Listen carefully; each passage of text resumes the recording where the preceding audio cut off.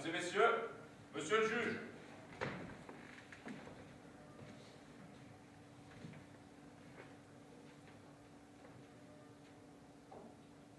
Mesdames et messieurs les jurés, maintenant que la Cour en a terminé avec l'exposition des aspects légaux de cette affaire, j'aimerais vous adresser quelques mots avant que vous ne commenciez vos délibérations.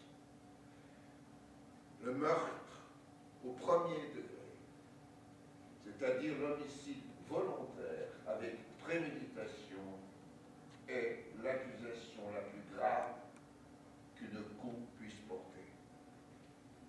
Vous avez assisté à tous les témoignages et tous les articles de loi s'appliquant à cette affaire vous ont été lus et expliqués. Maintenant que vous avez pris connaissance de tous les éléments, votre devoir est d'essayer de distinguer les faits des hypothèses. Un homme est mort, la vie d'un autre est en jeu. Je vous exhorte à débattre ce cas avec honnêteté et prudence. S'il subsiste pour vous le moindre doute, vous devrez me rendre le verdict non coupable. Si en revanche aucun doute raisonnable ne vous retient, alors vous devrez, en votre âme et conscience, déclarer l'accusé coupable. Mais quelle que soit votre décision, elle doit être prise à l'unanimité. Si vous déclarez l'accusé coupable, la Cour ne recommandera pas de circonstances atténuantes. Ce cas requiert la peine de mort. Je n'envie pas votre place. Vous êtes chargé d'une grande responsabilité. Mesdames et messieurs, je vous remercie.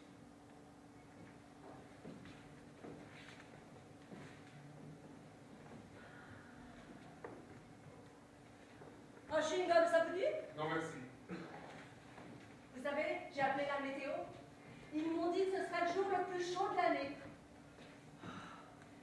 Ils pourraient installer la clim dans leur tribunal. J'ai pas étonné de là, et moi. Bien. Mesdames et messieurs, vous êtes au complet. Si vous avez besoin de quoi que ce soit, vous n'aurez qu'à frapper. Je reste devant la porte.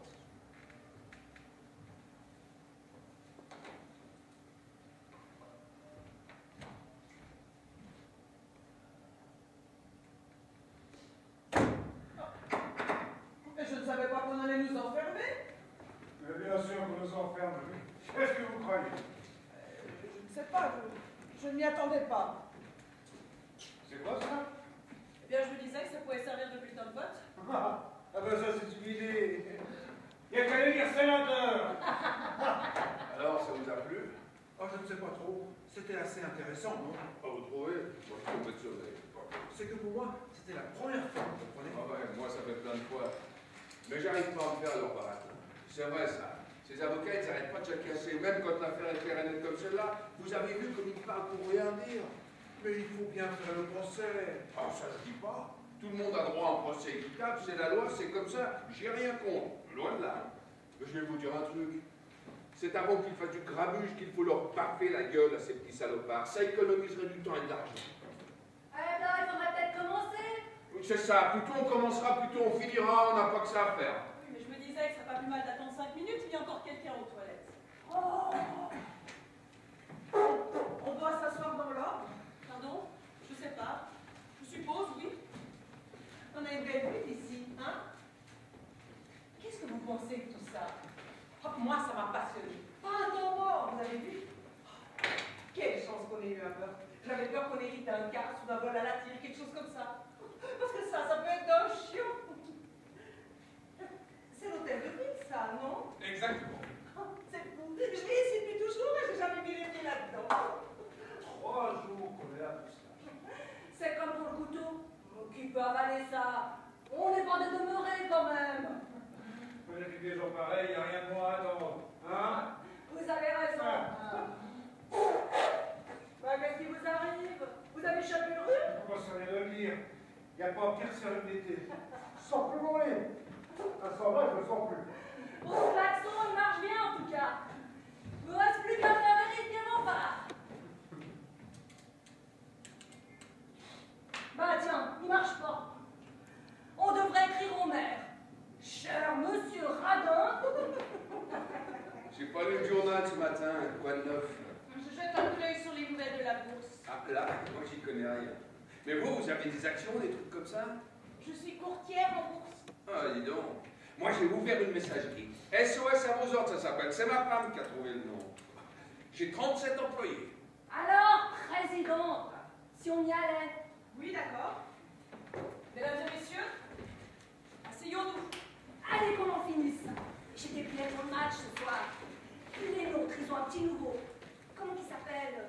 Mojelevski ou quelque chose comme ça. C'est un vrai taureau soumis. Il fonce dans le tas tête baissée. Oh, faut le voir. Bon, on dirait que ça vous intéresse pas le football.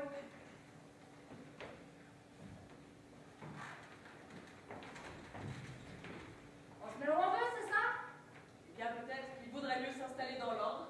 Première jurée, deuxième, troisième, et ainsi de suite. Qu'est-ce que ça peut faire? Oui, moi je trouve que ce serait mieux qu'on se mette dans l'ordre. Moi, je veux bien.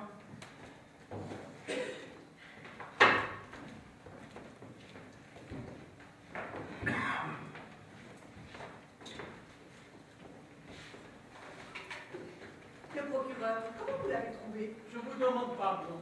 Moi, il m'a épaté. Cette façon de nous asséner ses arguments, avec une logique imparable.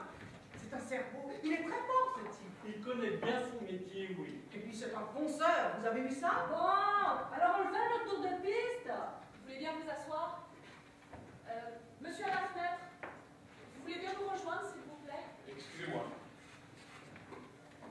C'est terrible. Ce gosse qui descend son père comme ça, paf! Figurez-vous que d'après les statistiques, Hein? Il laisse faire un ormeau n'importe quoi. Alors ils ont que ce qu'ils méritent, vous trouvez pas? bon, tout le monde est là? Il y a encore le vieux monsieur là-bas. Vous voulez bien me chercher, s'il vous plaît? Eh vous aimez le football? Vous êtes pour quelle équipe? Moi, j'aime bien Boston. Boston? Mais c'est du suicide. Ils ont personne en attaque. Personne. En défense, peut-être je dis pas. Mais en attaque. On va commencer. Pardon, Boston. Je rêve. je ne pensais pas qu'on m'attendait. Bien. Mesdames et messieurs, je ne sais pas ce que vous en pensez, mais sans vouloir vous imposer une règle quelconque, je propose qu'on discute un peu et après ça, on votera. Ou alors, on peut voter tout de suite pour voir comment ça se présente. Je ne vois rien d'autre à vous dire. De toute façon, il faut toujours faire un vote préliminaire. C'est normal. C'est ça, allez, votons. Peut-être qu'on va pouvoir rentrer à la maison. Allons-y si vous voulez. Mais n'oubliez pas qu'il s'agit d'un meurtre avec préméditation. Et si nous votons coupable, l'accusé est bon pour la chaise électrique. C'est la peine requise. Oui, nous en sommes conscients. Allez hop, on vote. On verra tu dis quoi comme ça. Pas d'objection? Très bien. Comme vous le savez, le vote doit se faire à l'unanimité, c'est la loi. Vous êtes prêts? Tous ceux qui votent coupable, lèvent la main.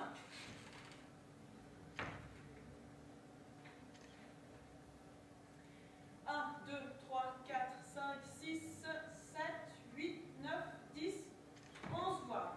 11 voix pour coupable. Non coupable? Une voix. Coupable à 11 contre 1. Il faut qu'il y en ait un. Hein?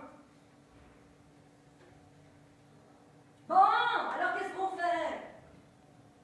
Il faut qu'on parle, il me semble. Oh mon Dieu. Enfin, quand même. Vous croyez vraiment qu'il est innocent? Je ne sais pas. Soyons raisonnables. Vous étiez avec nous au tribunal, on a tous entendu la même chose. Cet homme est un tueur, ça crève les yeux. Cet homme est un gosse de 16 ans. Et alors? Il a poignardé son propre père, un coup de couteau en pleine poitrine. C'est vrai que ça semble évident. Moi, j'étais fixée depuis le premier jour. Vous n'êtes pas la seule pour moi, ça ne fait pas un pli. Hein. De toute façon, toutes les preuves sont contre lui. Vous voulez que je vous les énumère? Non. Alors qu'est-ce que vous voulez? Je veux juste qu'on parle. Quoi, bon Dieu? On est 11 à être d'accord. Personne n'a hésité à part vous. Je voudrais vous demander quelque chose. Vous avez cru à son histoire? Je ne sais pas si j'y crois, je ne sais pas. Pourquoi avoir voté non coupable alors? Vous avez voté coupable tous les 11. Pour moi, ce n'est pas facile de lever la main et d'envoyer un poste à la chaise électrique comme ça, sans en parler avant. Vous croyez que c'est facile pour moi? Je n'ai pas dit ça. Vous trouvez que j'ai voté trop vite, c'est ça? Moi, je pense que Steve est coupable, et c'est tout. Faut parler. Mais vous pourrez parler pendant 100 ans, vous ne ferez pas changer d'avis. Je ne cherche pas à vous faire changer d'avis. Mais la vie d'un homme est en jeu. On ne peut pas expédier ça en 5 minutes. Et si on se trompait? Oh, et si on se trompait? Et si ce plafond nous tombait sur la tête? Et si ma tante en avait? On peut aller loin avec des si. Oui. Mais qu'est-ce que ça peut faire tant que ça prend? On est tous persuadés qu'il est coupable. On peut en finir en 5 minutes, et alors? On peut bien prendre 1 heure pour discuter. Il ne commence qu'à 8 heures, votre match.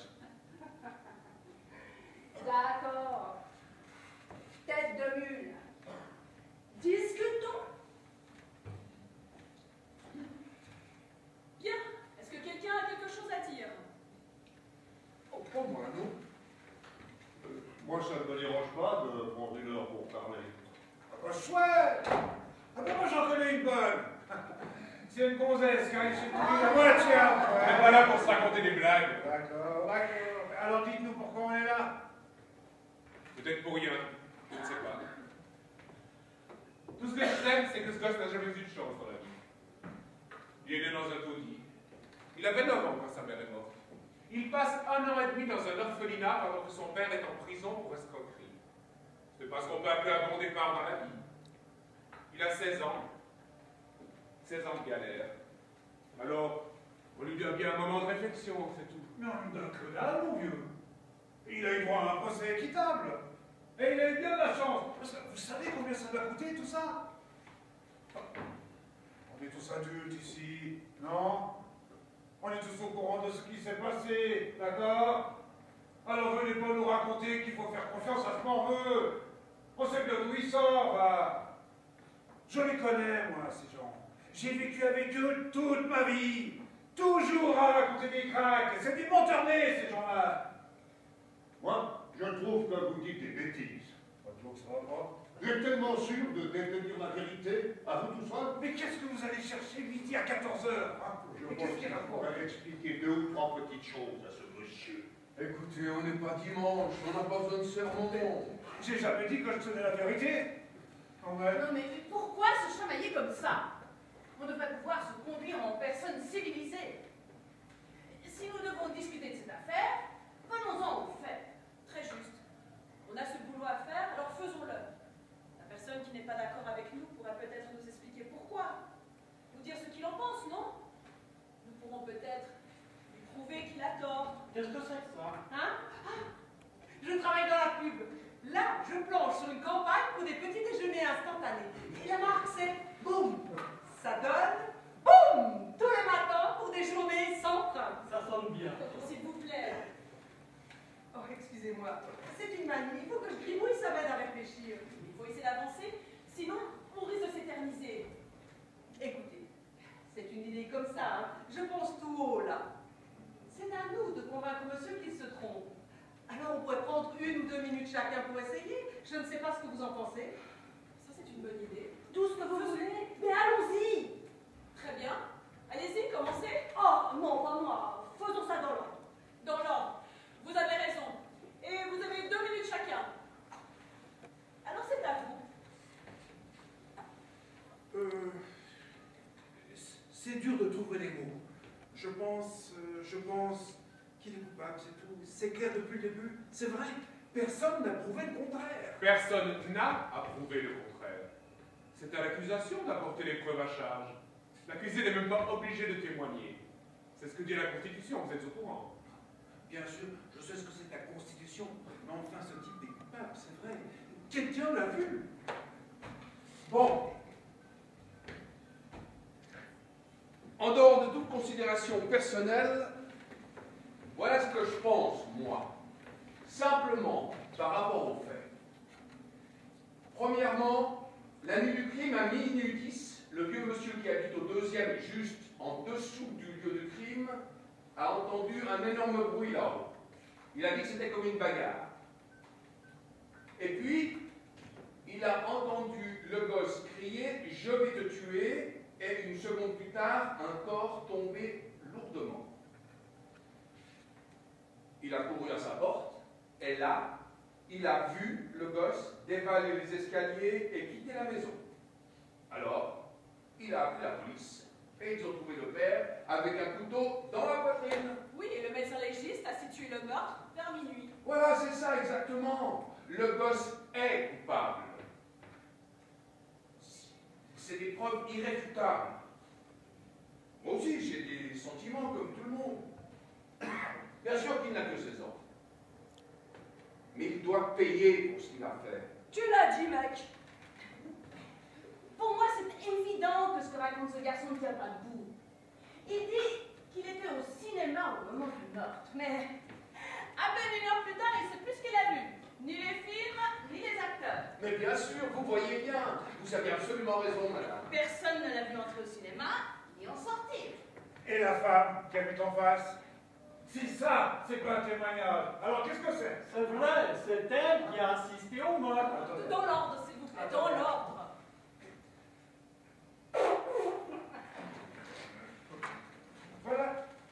Voilà une femme, couchée dans son lit, qui n'arrive pas à fermer l'œil. Elle crève de chaleur, d'accord? Alors elle va prendre le frein à sa fenêtre.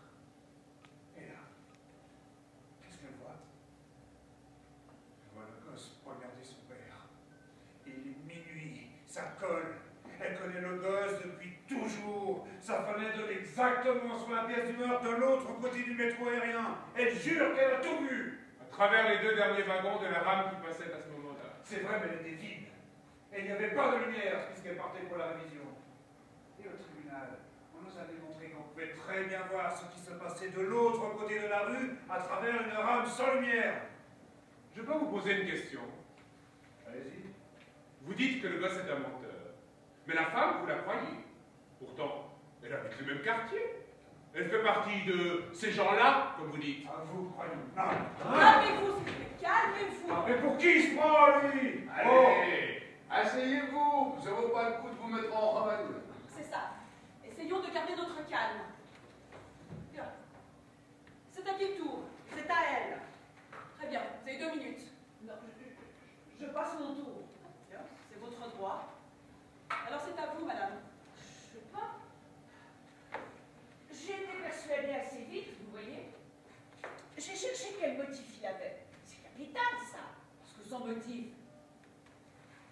Enfin, je trouve que le témoignage des voisins de palier est très important. Ils ont dit qu'ils ont entendu le père et le fils se disputer déjà vers 19h. Je peux me tromper, hein. Pas à 19h, à 20h. C'est ça, à 8 h du soir. Ils disent qu'ils ont entendu une dispute, mais sans distinguer les détails. Puis, ils ont entendu le père cogner son fils 2 fois. Et finalement, ils ont vu le fils furieux quitter la maison. Qu'est-ce que ça prouve? Oh, ça prouve pas grand-chose précisément, mais ça fait partie d'un tout. Je n'ai pas dit que ça prouvait quoi que ce soit. Vous dites quand même que c'est le mobile du meurtre. C'est aussi ce qu'a dit le procureur. Mais moi, je n'y crois pas. On a tellement cogné ce gosse. Une baffe de plus, une baffe de moins, c'est pas ça qui va faire de lui un assassin. Et si c'était 2 baffes de trop? Il y a un moment où on ne peut plus encaisser. Bon, vous avez autre chose à dire? Non. Bien. Alors, madame, allez-y. Qui, moi? Bah, j'en sais trop rien, ça y est, on a tout dit pratiquement. On peut continuer à discuter éternellement. Enfin, ce gosse a la gueule de l'emploi quand même. Première inculpation à 10 ans pour avoir jeté une pierre sur son instit. À 14 ans, on le retrouve en maison de correction parce qu'il a piqué une bagnole. Après ça, on l'arrête pour un vol à la tire, et puis pour une agression à l'arme blanche durant un autre gamin, 2 fois de suite. C'est dans la masse du couteau, il paraît. Un brave garçon, quoi. Il s'est fait cogner dessus depuis l'âge de 5 ans. Le père y allait avec les poings. J'aurais fait la même chose, un gosse pareil. Bon. Et vous ne trouvez pas que toutes ces raclées faut un sacré mobile pour tuer son père? Je ne sais pas. Il y a de quoi être un gosse en colère, en tout cas. Ça oui. Eh oui. Tous les gosses sont comme ça aujourd'hui. Ils sont pleins de haine, on peut rien en tirer. Faut voir comme ils vous parlent. Moi, à leur âge, je disais vous à mon père. Parfaitement vous. Plus personne ne dit vous à son père aujourd'hui. Peut-être que les pères n'y tiennent plus. Ah bon? Vous avez des enfants? Oui, 2 enfants. Moi, j'en ai un. Il a 20 ans. On a tout fait pour ce garçon. Et pour quel résultat? Un jour, il avait le ventre dans une bagarre de gosses. Je l'ai vu se débiner. Ça m'a fait tellement honte que j'ai failli dégueuler.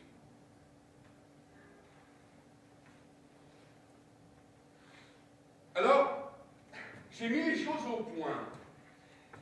Quitte à te casser en deux, je ferai de toi un homme. Et j'ai réussi mon coup. À 16 ans, on en venait aux mains et il me frappait en pleine figure. C'est qu'il est costaud le morveux. Ça fait 2 ans que je l'ai plus.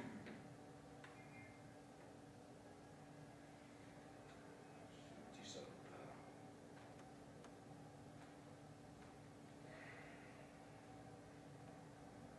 On saigne aux 80.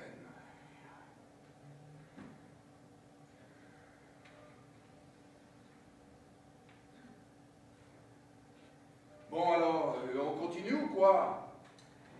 Je crois que nous en fausse route. Et bien sûr que ce gamin vient d'une famille éclatée, d'un quartier sordide, mais ce n'est pas notre problème. Ce que nous devons décider, c'est s'il a commis ce meurtre ou pas. On n'a pas à chercher le pourquoi et le comment. Il a passé toute sa vie dans la zone. On sait bien que c'est un bouillon de culture pour les criminels. Tout le monde sait ça, c'est pas un secret. Tous ces gosses de la zone, ce sont des criminels en puissance, une menace pour la société. Alors, franchement... Et comment, madame? Et comment? Tous ces gosses qui grouillent là-dedans, mais c'est de la racaille. Et je voulais pas m'y frotter, moi je vous le dis. Moi, je vis dans la zone depuis que je suis née. Ouais, écoute, cousine. Toute mon enfance, j'ai joué dans une arrière-cour pleine d'ordures jusque-là. Ouais, non. Peut-être que je peux encore, non? Oh, attendez un peu. Soyez raisonnable. Il n'y avait rien de personnel là-dedans. Ah si, c'est personnel. Allons, allons. Faut pas vous formaliser, ce n'est pas personnel. Faut pas être susceptible. Je comprends cette susceptibilité, moi. Bon, il faut arrêter de s'engueuler. On est en train de perdre du temps. Bon, allez, c'est à vous. Comment c'est à moi? Je croyais que c'est vous qui vouliez me convaincre. Autant pour moi, j'avais oublié. Mais qu'est-ce que ça peut foutre? C'est lui qui nous bloque ici, alors il dit ce qu'il a à dire. Attendez, on a décidé de suivre une certaine méthode, alors il faut s'y tenir. Oh, ça va, arrêtez de faire joujou un peu, là. Comment, chouchou? Eh ouais, mais comme des mots. Quoi? Je suis une montre parce que j'essaie de respecter la marche à suivre? Mais tenez, prenez ma place. Occupez-vous en tout ça, moi je vais la fermer maintenant. Ah, mais vos petits bourrichons, là, calme, oh. Mais j'ai pas de conseil à recevoir de vous. Mais allez-y, prenez ma place. Montrez-moi comme c'est facile d'être là. Mais je vous en prie, monsieur le président. Faites-nous la démonstration de votre savoir-faire. Mais je rêve, là. Parce que vous croyez que c'est de la rigolade? Mais franchement, tout ça n'est pas si grave. Pas si grave. Vous l'essayez? Ah, pas du tout, vous faites ça très bien. Mais personne ne vous demande de laisser votre place. Pas question, vous êtes la meilleure. Tenez pour la main maintenant. Bon. Eh ben alors, il y en a un qui va causer ou pas?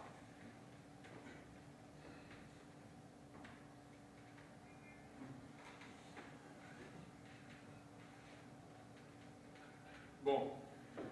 Si vous voulez que ce que je vous dise, ce que je pense de tout ça, et maintenant, moi je veux bien. Ce que j'en ai à faire. Je n'ai rien d'exceptionnel à dire. Je n'en sais pas plus que vous. Selon les témoignages, le gosse a l'air coupable. Peut-être qu'il l'est. Pendant 3 jours, assis parmi vous, moi aussi, j'ai entendu les charges évidentes qu'il accablaient.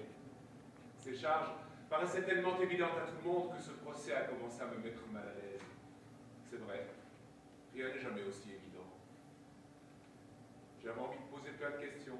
Ça n'aurait peut-être rien changé, je ne sais pas, mais j'étais de plus en plus convaincu que l'avocat de la défense ne faisait pas son boulot. Il a laissé passer trop de choses, trop de détails. Mais quel détail! Mais enfin, mais ils savent ce qu'ils font, ces gens-là, quand même!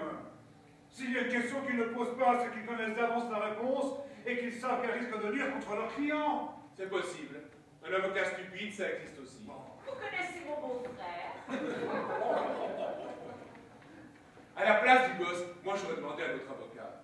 Écoutez, si ma vie était en jeu, ce que j'attendrais de mon avocat, c'est qu'il se batte, qu'il démonte des témoignages contre moi, qu'il essaye au moins. Par exemple, ce soi-disant témoin oculaire, ou cette autre personne qui prétend avoir entendu la scène du crime et vu le gosse filer tout de suite après. Eh bien, en dehors de quelques preuves indirectes, ces deux témoins sont les seuls atouts de l'accusation au fond. Et s'ils s'étaient trompés? Comment ça, s'ils s'étaient trompés? À quoi ça sert, les témoins, alors? Est-ce qu'ils auraient pu se tromper? Ils ont témoigné sous serment. Où voulez-vous en venir? Ce sont des êtres humains comme les autres. L'erreur est humaine. Est-ce qu'ils auraient pu se tromper? Non, je crois pas. Vous êtes sûr de ça? Écoutez, personne ne peut être sûr de ça à 100%. Je suis bien d'accord avec vous. Bon, soyons sérieux. Écran d'arrêt dans la poitrine du père. Qu'est-ce que vous en faites? Attendez, on devrait... Il y en a certains qui n'ont encore rien dit. Personne ne les empêche de parler. Calmez-vous, vous.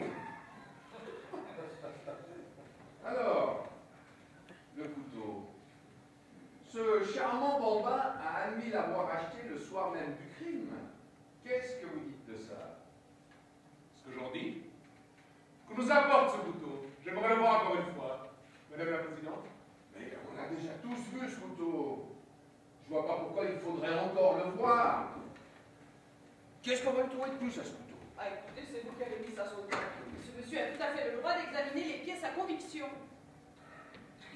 Vous ne pensez pas que ce couteau et le fait qu'il l'ait acheté le soir même sont des preuves accablantes contre lui? Si. Bien. Alors, récapitulons. Premièrement, le gamin a reconnu être sorti de chez lui à 20h ce soir-là, après avoir été plusieurs fois giflé par son père. Il n'a pas dit gifler, il a dit cogner. Il y a une différence entre une gifle et un coup de poing. Après avoir été plusieurs fois frappé par son père. Deuxièmement, il est allé directement dans un de ces bazars du quartier où il a acheté comment on appelle ça déjà? Un cran d'arrêt. Un couteau à cran d'arrêt, merci. Troisièmement, ce n'était pas un cran d'arrêt ordinaire. Ce couteau a un manche bien spécial. Quatrièmement, le commerçant qui le lui a vendu l'a identifié au tribunal et il a affirmé qu'il n'en avait jamais eu un autre semblable en stock. Cinquièmement, vers 20h45, le garçon rencontre un copain devant une gardotte. Je ne me trompe pas jusque-là. Non, non, ça va. Mais comment ça va? Écoutez-la, elle sait ce qu'elle dit. Il a discuté avec ses copains 1 heure environ. Il les a donc quittés vers 21h45. Il leur avait montré le couteau qu'il venait d'acheter.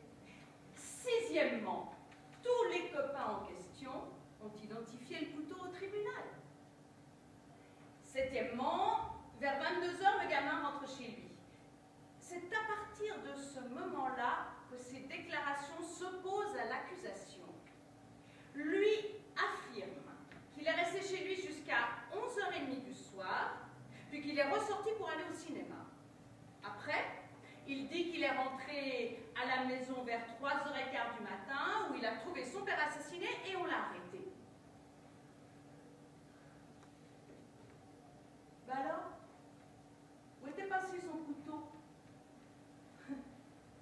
Le gamin nous a servi un conte pour enfants selon lequel la poche de son pantalon était trouée, qu'il avait dû perdre son couteau dans la rue entre 23h30 et 3h du matin. Oui, monsieur, mais c'est une histoire à dormir debout. C'est clair qu'il n'est jamais allé au cinéma ce soir-là. Personne ne l'a vu sortir de chez lui à 11h30, personne ne l'a vu entrer au cinéma, ni en sortir. Et il ne se souvenait ni des films, ni des acteurs. Maintenant, voilà ce qui s'est réellement passé. Le gamin est resté chez lui ce soir-là. Une nouvelle bagarre a éclaté avec son père. À minuit 10, il l'a poignardé à mort et il a filé de la maison. Il avait eu la présence d'esprit d'essuyer le manche du couteau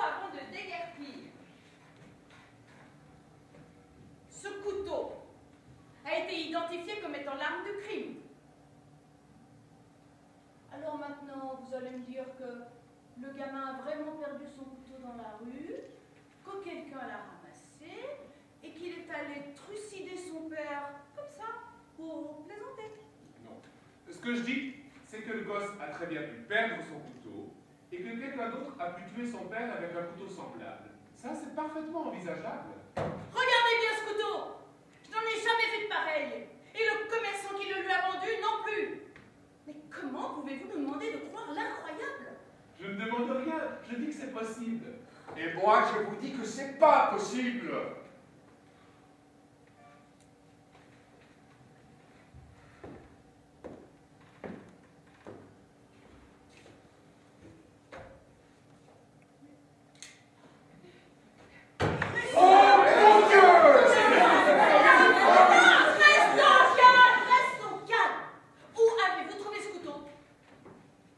Hier soir, je me suis promené tout seul pendant 2 heures pour réfléchir un peu.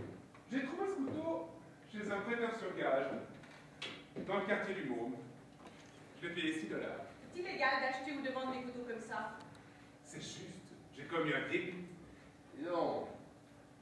Vous nous avez préparé un sacré numéro. Bon, maintenant, qu'est-ce que vous voulez prouver? Même s'il y en avait 10 des couteaux comme ça. Il se peut qu'il y en ait 10, c'est tout. Et alors? C'est le même genre de couteau, d'accord? C'est pas la découverte du siècle, quand même. Ce serait une coïncidence extraordinaire si quelqu'un d'autre avait poignardé le père avec un couteau identique. Voilà, exactement. Il y a une chance sur 1 million que ça se soit passé comme ça. C'est possible. Mais bien vraisemblable. Bon, mesdames et messieurs, ça ne sert à rien de s'agiter comme ça. Il faut qu'on s'assoie. En tout cas, c'est intéressant qu'il trouve un couteau comme celui du gosse. Qu'est-ce qu'il y a d'intéressant là-dedans?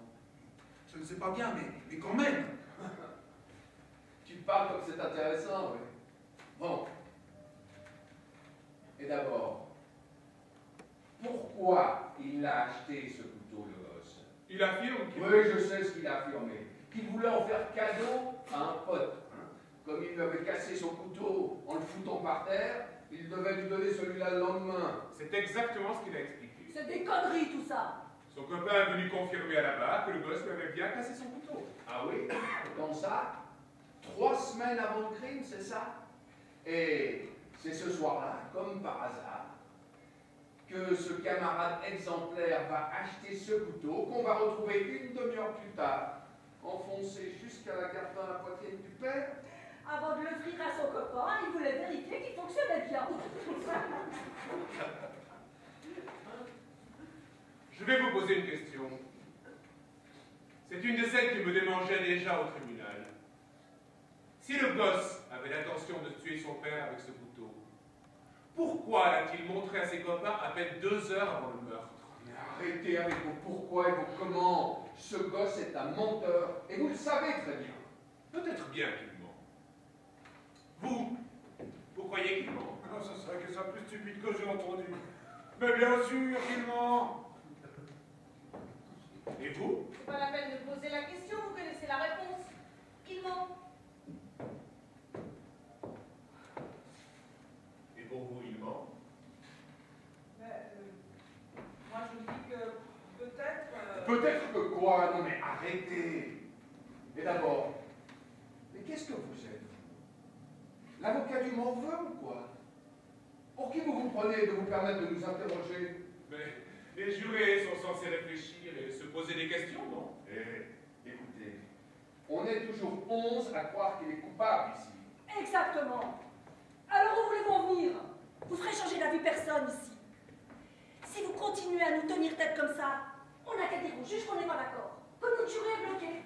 Ce petit con aura un nouveau procès et il sera reconnu coupable à tous les coups. Vous avez sans doute raison. Bon, alors qu'est-ce qu'on fait? On va pas passer la nuit ici quand même. Une nuit, ce n'est rien comparé à la vie d'un gosse. Oh putain! Mais y a pas quelqu'un qui a un jeu de cartes? Je trouve que ce n'est pas le moment de faire l'idiote. Voilà. Qu'est-ce que je peux faire? De toute façon, à quoi ça sert de remettre ce couteau sur la table? quelqu'un a vu le gosse poignarder son père. Ça suffit pas? Moi, j'ai 3 gars en pleine débâcle, là, pendant qu'on discutait. Alors comment finissez qu'on fout le camp? Le couteau semble avoir beaucoup d'importance pour le procureur. Il a passé toute une matinée à nous expliquer. Mais qu'est-ce qu'il y connaît? Et c'est même pas le procureur, c'est l'assistant de l'assistant du procureur. Bon, il faut qu'on s'en sorte. On est en train de se noyer dans le baratin, là. Alors, où en êtes-vous? Vous vous retrouvez tout seul, mon vieux. J'ai une proposition à vous faire. Je voudrais qu'on vote encore une fois. Mais à vote secret cette fois-ci. Moi, je vais m'abstenir. Si vous 11 persistez à voter coupable, alors je m'inclinerai. Et on pourra annoncer au juge qu'on a voté coupable à l'unanimité. Mais si un seul d'entre vous a changé d'avis, alors il faudra rester pour éclaircir cette affaire jusqu'au bout. Voilà. Si vous êtes d'accord avec ça, moi je suis prêt à vous suivre. Enfin, voilà raisonnable. Ça marche. Bon, alors on y va. Ça me paraît honnête. Des objections?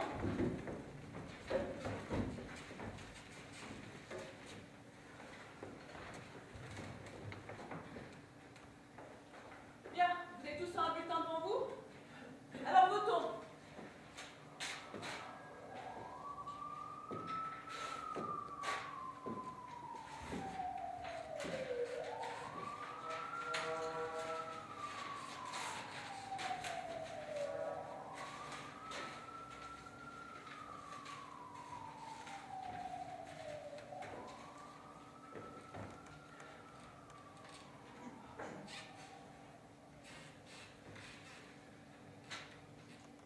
Coupable.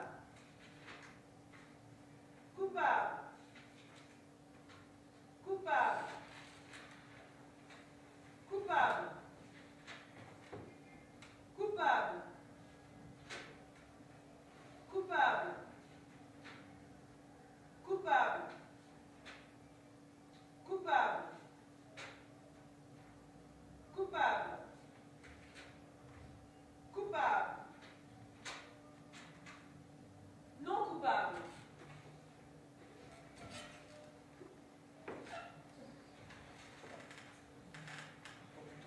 Bon, ça.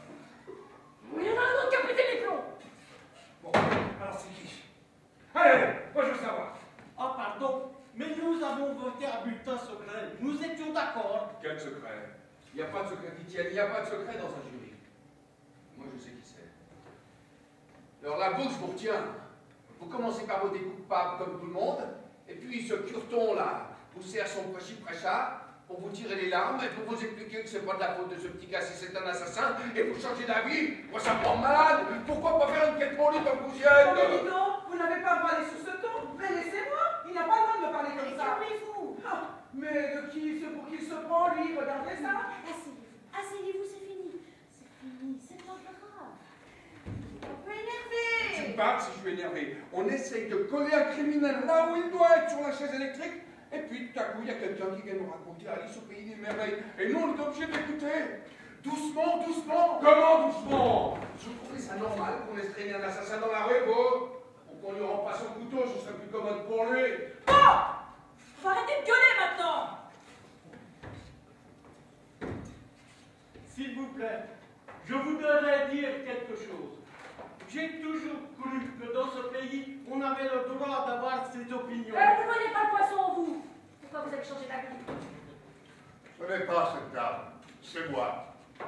Voulez-vous que je vous dise pourquoi? Non, mais je n'ai rien à foutre. Je vais quand même m'expliquer, si ça ne vous dérange pas. On est vraiment obligé d'écouter ça. Dites donc! Cette personne veut parler! Merci. Ce monsieur nous a tenu tête à tous. Il ne dit pas que le gosse n'est pas coupable, mais qu'il n'en est pas sûr. Il a pris le risque de chercher un soutien parmi nous, et moi j'ai décidé de le soutenir. Ce n'est pas simple d'être seul contre tous et de supporter les moqueries. Je respecte ses raisons. Peut-être bien que le gosse est coupable, mais je veux en savoir davantage. Dis donc, je suis en train de parler, vous n'avez pas le droit de vous en aller comme ça. Je ne peux pas vous entendre. Ni maintenant, ni jamais. Asseyez-vous. Vous avez fini votre speech, là? Hein, on peut continuer? Je crois que nous allons faire une pause, il nous manque quelqu'un, et on va l'attendre.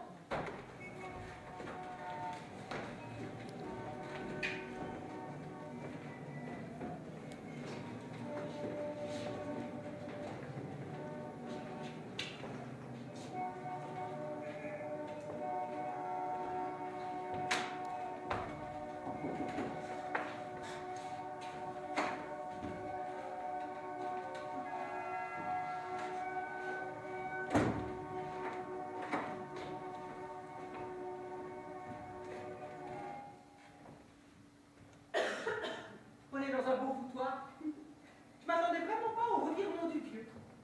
Si je pouvais trouver une idée pour débloquer la situation. Je travaille dans la pub. Je vous ai dit que je travaillais dans une agence de pub. On trouve de drôles de gens dans la pub. Enfin, de drôles de gens. Disons qu'ils ont des façons bien à eux de s'exprimer, vous voyez. C'est certainement pareil dans votre secteur, non? Qu'est-ce que vous faites, vous? Je suis horloger. Ah oui, il paraît que les meilleurs horlogers viennent d'Europe. Donc, ce que je voulais dire, c'est que dans mon agence, quand une réunion est bloquée comme maintenant, il se trouve toujours quelqu'un pour lancer une idée. Et ce qui me tue, c'est qu'on se croit toujours obligé d'annoncer l'idée par une blague bizarre. C'est dingue. Par exemple, accrochons mon idée en haut d'un mât pour voir si elle peut bien.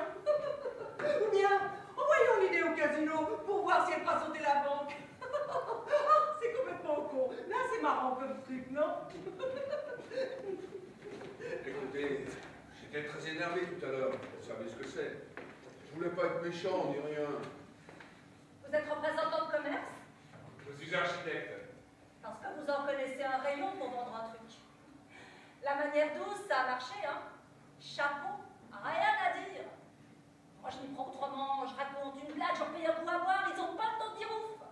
L'année dernière, j'ai vendu pour 100 000 $ de confiture d'orange. Pas mal, hein, pour de la confiture. Qu'est-ce que ça te rapporte, tout ça, mon pote? Ça te fait bander? C'est coupable. Un point, c'est tout. Alors, arrêtons de discutailler avant d'avoir une extinction de voix. C'est ce qui vous sera arrivé au match, de toute façon. Ouais. C'est ça, mon pote. C'est ça.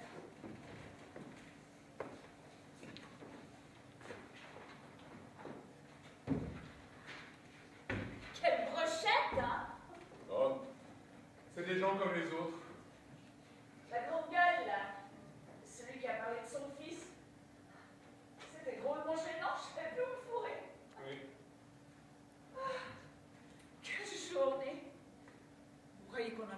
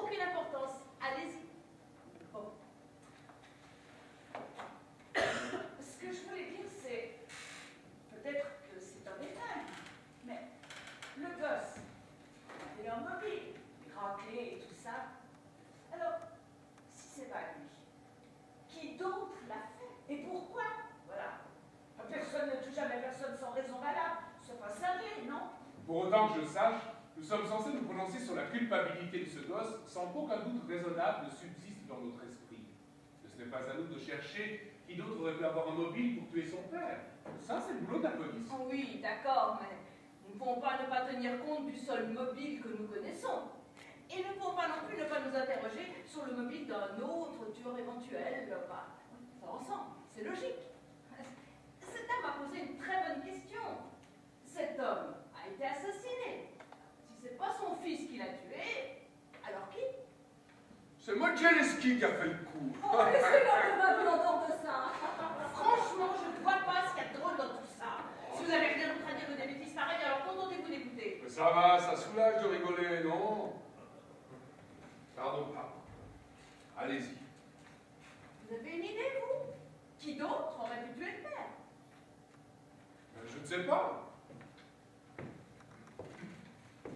C'est sûr que le père n'était pas un citoyen modèle. L'avocat de la défense nous a brossé son portrait. Il a fait de la prison.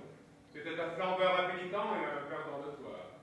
Il fréquentait assidûment les boules du coin, et quand il avait un petit verre dans le nez, il se bagarrait. De temps en temps à cause d'une femme, mais personne ne savait qui exactement.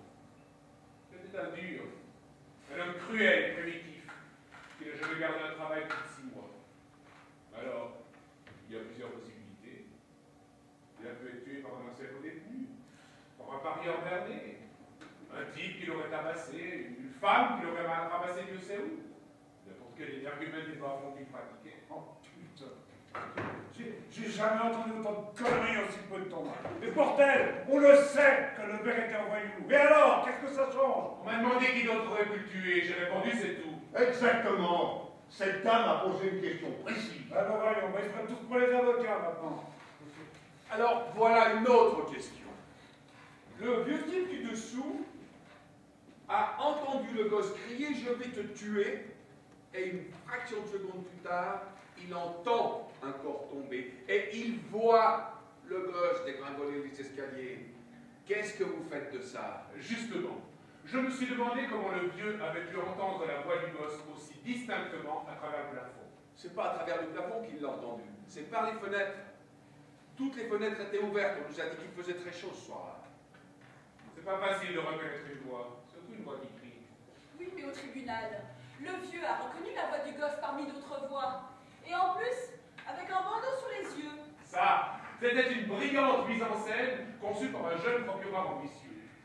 Le vieux connaît la voix du gamin par cœur puisqu'ils habitent le même immeuble depuis des années. Mais reconnaître sa voix, à coup sûr, depuis l'étage en dessous, c'est autre chose. Est-ce qu'il ne serait pas possible qu'il se soit trompé? Que croyant que le gosse était bien là-haut, il en est automatiquement déduit que la voix était la sienne. Ça me paraît un peu tiré par les cheveux. Pas qu'un peu, neveu. Écoutez, le vieux a entendu le père tomber. Et 15 secondes après, il a vu, de ses yeux, le gamin se souvient en courant par l'escalier. Il l'a vu. Absolument. Et n'oubliez pas la voisine d'en face aussi. Elle a bel et bien vu de sa fenêtre le gosse poignarder son père. Ce n'est pas assez clair pour vous? Vraiment non. Non, ce n'est pas si clair. Mais qu'est-ce qu'il lui faut à ce mec? Quand on lui parle, c'est comme si on pissait dans un violon. La femme a vu le meurtre à travers la rame qui passait. Elle a même dit que le train avait 6 wagons et qu'elle a vu ce qui s'est passé à travers les 2 derniers. C'est très précis. Je comprends pas que vous mettiez cela en doute. Alors, là vous la coupe, hein? Il y a quelque chose qui ne colle pas, je ne sais pas quoi. C'est ça. Réfléchissez. Vous me prêtez votre crayon? Vous avez l'idée du temps de passage d'une rame de métro?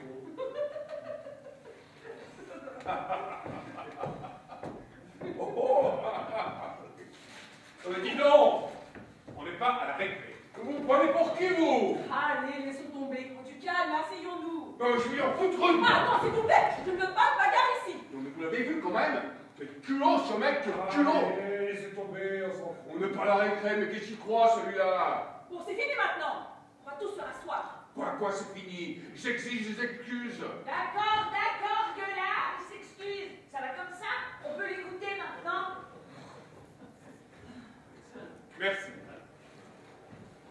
Je me demandais donc à quelle vitesse moyenne une rame de métro pouvait passer devant un endroit donné.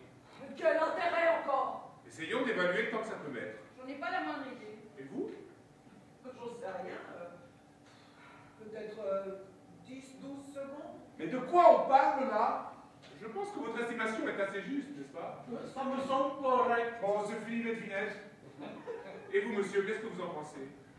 Je dirais 10 secondes à peu près. Oh bon, bah, d'accord, mettons 10 secondes. Où voulez-vous en venir? Voilà. La rame de métro de 6 wagons met 10 secondes pour passer devant la fenêtre du meurtre. Quand on se penche par cette fenêtre, on peut presque toucher la structure métallique du métro aérien. D'accord? Exactement. Bien. L'un d'entre vous a déjà habité un appartement le long du métro aérien. Je suis femme de ménage. J'ai fait un appartement comme ça de fond en comble il y a 23 jours. Alors c'était comment? C'est comment quoi? C'était bruyant, non? Oh, c'est peu de le dire. Enfin, c'est pas grave. Hein. On est déjà tous un peu sonnés dans ma branche. Moi, j'ai habité à une époque dans un appartement comme ça, le long du métro aérien, au 2e étage. Fenêtre ouverte. Quand la rame passe, c'est intenable. On ne s'entend plus penser. D'accord, on a compris. Et alors? J'y viens, j'y viens. Nous avons 2 témoignages bien distincts. Essayons de les comparer. D'un côté, le vieillard d'en dessous dit qu'il a entendu le gosse crier « Je vais te tuer ». Et tout de suite après, un corps tombé. Une fraction de seconde plus tard. Hein? C'est ça. D'autre part, la femme d'en face dit qu'elle était à sa fenêtre et qu'elle a vu le meurtre à travers les 2 derniers wagons de la rame qui passait. C'est bien ce qu'elle a dit, les 2 derniers wagons. Oui, oui, et alors? On est d'accord que la rame met 10 secondes pour passer devant chez elle. Elle dit qu'elle a vu le meurtre à travers les 2 derniers wagons. Ça veut dire qu'on peut considérer que le corps est tombé après le passage du dernier wagon. Dans ce cas, la rame de métro passait devant chez le vieux au moment où il prétend avoir entendu la voix du gosse. Mais comment a-t-il pu entendre quoi que ce soit dans le boucan du métro? C'est complètement idiot. Bien sûr qu'il l'a entendu. Vous en êtes si sûr? Le gosse, le vieux, a dit qu'il a entendu le gosse crier « Je vais te tuer ». Ça me suffit. À supposer qu'il a entendu quoi que ce soit, comment a-t-il pu reconnaître sa voix dans le vacarme du métro? Oui, mais vous chinoisez avec vos fractions de seconde. On ne peut pas demander à un témoin des précisions pareilles. Ah si, on peut attendre des précisions pareilles de la part d'un témoin quand il s'agit d'envoyer quelqu'un à la chaise électrique. Je pense qu'il n'a pas pu l'entendre. Peut-être pas, c'est vrai, avec le bruit du métro. De quoi vous parlez là, les mecs? C'est vrai qu'on dirait bien que... Non mais ça va pas la tête. Pourquoi il mentirait, le vieux? Il n'a rien à gagner dans cette histoire. Si, un peu d'attention peut-être. Oh, c'est ça. Faites de l'esprit. Vous devriez vous faire engager dans un cabaret, il paraît que ça paye pas mal. Pourquoi vous lui parlez sur ce ton, vous? Oh, mais quelqu'un qui parle mal à un vieux monsieur, ça mériterait des baffes. Putain, lâchez-moi. Un peu de respect. Non, mais des fois, si vous lui parlez encore comme ça, je vous en colle une, moi. Allez-y. Vous aviez quelque chose à dire. Vous pensez que le vieux a pu mentir? Merci. J'ai eu tout le temps de l'observer, forcément. Sa veste était déchirée sous les bras, vous avez remarqué? Se présenter au tribunal dans cet état. J'ai vu un très vieux monsieur aux vêtements élimés, qui marchait très lentement vers la barre. Il avait une chambrette qui traînait derrière lui, mais il essayait désespérément de le cacher parce qu'il avait honte. Je le connais par cœur, cet homme. C'est un vieillard, doux et peureux, insignifiant. Toute sa vie, il a été monsieur personne. Il n'a jamais eu droit à aucune considération et n'a jamais vu son nom dans le journal. Personne ne le connaît, personne ne le cite, personne ne lui demande conseil. À 75 ans. C'est très triste d'être rien du tout. Cet homme a besoin, une fois dans sa vie, qu'on l'écoute, qu'on le regarde, qu'on tienne compte de ce qu'il dit. C'est très important pour lui, parce qu'après, ce sera le retour au néant. Tandis que là, il a une chance de pouvoir... Non, mais attendez, là. Vous voulez nous faire croire qu'il aurait menti juste pour faire l'intéressant? Mais non, pour lui, ce ne serait pas un mensonge. Il serait arrivé à se persuader qu'il a vraiment entendu le gosse crier, qu'il l'a vraiment vu se sauver. Oh mon Dieu. Alors ça, c'est l'histoire la plus tordue que j'ai entendue. Hein. Mais pouvez inventer des trucs pareils? Et puis, qu'est-ce que vous y connaissez d'abord? Mais il est temps d'arrêter ces enfantillages. Toutes ces interventions passionnelles ne nous mènent nulle part. Mais écoutez, mesdames et messieurs, cette affaire est basée sur une suite logique de faits et de circonstances. Il faut s'en tenir là. C'est vrai, mais les faits peuvent être différemment interprétés selon les témoins qui les rapportent. Quelqu'un veut un bonbon pour la gorge? Je veux bien. Vous pouvez dire tout ce que vous voulez, je ne vois pas comment ce gosse pourrait être innocent. Il y a une chose dont j'aimerais parler. Je pense que maintenant que nous avons démontré que le vieux n'avait pas pu entendre le gosse crier « Je vais te tuer », mais admettons... Comment démontrer? Mais on n'a rien démontré du tout. Admettons qu'il l'a entendu. Combien de fois on le dit ça dans la vie? Ma chérie, si tu fais ça, je te tue. Ou bien, dis donc, fiston, si t'arrêtes pas tout de suite, je vais te tuer, moi. Et même, vas-y, champion, tue-le. Hein? On dit ça tout le temps.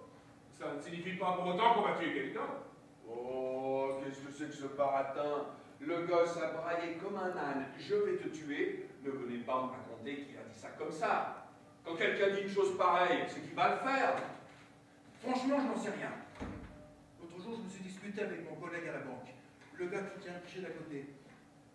Il m'a traité d'idiot. Et moi, je lui ai dit... Non, mais arrêtez. Ce type vous fait tourner en bourrique. Le gosse a dit qu'il tuerait son père et il l'a fait. J'ai une autre question à vous poser. Croyez que le gosse aurait annoncé à la cantonade qu'il allait tuer son père s'il avait vraiment eu l'intention de le faire? Moi, je pense qu'il est trop intelligent pour ça. Intelligent? Ah, voyons. Mais je lui ai son cervelle, oui. Il sait même pas causer comme il faut. Il ne sait même pas parler comme il faut. Je voudrais changer mon vote pour non coupable. C'est une blague. Non, vous m'avez très bien entendu. Vous êtes sûr de vous? Oui, je suis sûre. Ce qui nous fait coupable à 9 contre 3. Mais où on va là? Mais qu'est-ce qui vous arrive? Vous vous laissez endormir par le blabla de l'autre? Elle devrait écrire un polar et sa fortune. Enfin, le gosse a la gueule de l'emploi quand même. Tout nous dit qu'il a tué son père. Enfin, même son avocat savait qu'il n'avait aucune chance. Son propre avocat. Vous avez bien vu qu'il avait baissé les bras dès le début. Ce ne serait pas la première fois qu'une série de faits accuse quelqu'un et qu'on apprenne des années plus tard qu'un autre a avoué son crime. Mais c'est pas à vous que je parle, c'est à elle. Mais il n'est pas possible, cette gonzesse. Dis donc, ce gosse avait bien un avocat. Eh ben, c'était à lui de le défendre. C'est pas votre rôle à vous. Vous en avez pas marre de radoter? Les avocats ne sont pas infaillibles. Et celui-là a été désigné d'office. Mais alors? Et alors? Ça veut dire qu'on lui a imposé cette affaire, qu'il ne l'a donc pas choisie. Ça veut dire que c'est une affaire qui ne lui rapporte rien. Ni argent, ni gloire. Un dossier difficile. Tout cela n'est pas très engageant pour un jeune avocat. Pour aider son client, il aurait fallu qu'il croie dur comme fer à son innocence. Et manifestement, vous l'avez très bien dit vous-même, ce n'était pas le cas. Mon Dieu, qui pourrait croire à son innocence? Oh putain, vous avez vu l'heure? C'est pas vrai! Si vous permettez, j'ai pris quelques notes. Oh, encore des notes. Je voudrais dire quelque chose. J'ai bien écouté tout ce qui se disait. Et il me semble que monsieur a soulevé quelques objections tout à fait valables. D'après les faits, tels qu'ils nous ont été exposés au procès, le garçon a l'air coupable. Mais si nous cherchons à approfondir, Parce que j'en ai marre. voici la question que je me pose. Disons qu'il a commis le meurtre, il a poignardé son père et il s'est enfui à minuit 10. Comment s'est-il fait arrêter? À 3 heures du matin, il revient tranquillement chez lui où deux policiers n'ont plus qu'à lui mettre la main dessus. Alors, s'il a vraiment tué son père, pourquoi est-il revenu se jeter dans la gueule du loup 3 heures plus tard? Il est revenu chez lui pour récupérer son couteau. Ça la fout mal de laisser son couteau dans la peau de quelqu'un. Surtout celle de son père! Oh, c'est pas drôle. Puis le garçon savait qu'on pourrait identifier son couteau. Il devait donc le récupérer avant que la police ne le trouve. Mais s'il savait qu'on reconnaîtrait son couteau, pourquoi ne l'a-t-il pas repris tout de suite? Bon, on imagine facilement comme il pouvait être paniqué après avoir tué son père. Il a commencé par se sauver, et puis une fois calmé, il est revenu chercher le couteau. Ça dépend de ce que l'on entend par paniquer. Il a eu assez de sang-froid pour essuyer ses empreintes sur le manche du couteau. Et en même temps, il était tellement paniqué qu'il l'a laissé sur place. Où commence sa panique? Et où finit-elle? Arrêtez de rabâcher. Il est rentré chez lui pour récupérer son couteau et c'est marre. 3 heures plus tard. C'est ça, 3 heures plus tard. À la place du gosse. Si j'avais tué mon père, je ne serais pas revenu à la maison 3 heures après. J'aurais eu trop peur de tomber nez à nez avec la police. Je me serais enfui et caché le plus loin possible, couteau ou pas. Dis donc, vous avez voté coupable tout à l'heure. Dans quel camp vous êtes? Mais je n'ai pas à être loyal d'un camp ou à l'autre. Il y a des questions à se poser. Ça devient bien compliqué pour ma petite tête. En tout cas, moi, à sa place, après le meurtre et tout ça, j'aurais pris le risque de revenir chercher le couteau. Je me serais dit que personne ne m'avait vu et qu'on aurait appelé la police le lendemain seulement. C'est vrai, il faisait nuit noire. Il devait vraiment penser qu'on découvrirait le corps le lendemain seulement. Excusez-moi, mais c'est là que je voulais en venir justement. La dame d'en face affirme qu'un instant après avoir vu le meurtre de sa fenêtre, donc un instant après le passage du train, elle a poussé un cri avant de se jeter sur le téléphone pour appeler la police. Ce cri, le garçon l'a forcément entendu. Il a dû comprendre que